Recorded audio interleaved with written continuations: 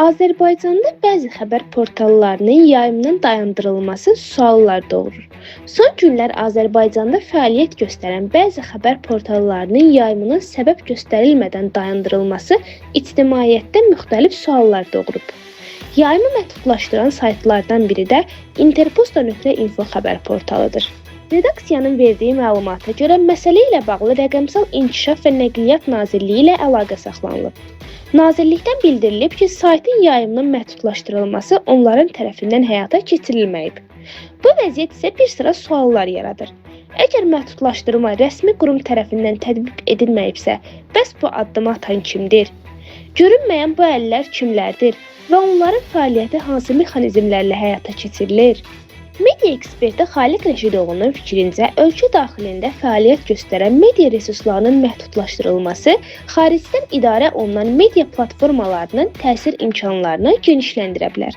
Bu isə informasiya məkanında balansın pozulmasına və ictimai rəyin daha çox xarici təsirlər altında formalaşmasına səbəb ola bilər.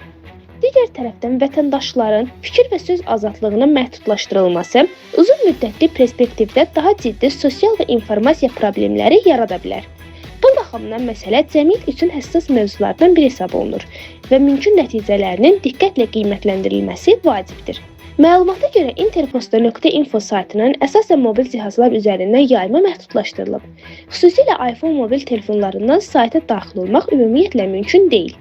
Media mütəxəssisi qeyd edir ki, vətəndaş cəmiyyəti dövlətin vuran nəbzi hesab olunur. Azad və sağlam media isə bu nəbzin düzgün işlənməsində mühüm rol oynayır. Bu səbəbdən ölkədə şəffaf və balanslı media mühitinin qorunması xüsusi əhəmiyyət daşıyır.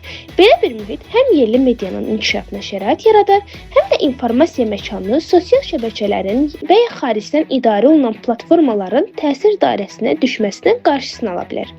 Əks halda media sahəsi gələcəkdə idarə olunması daha çətin olan bir istiqamətə çevrilə bilər.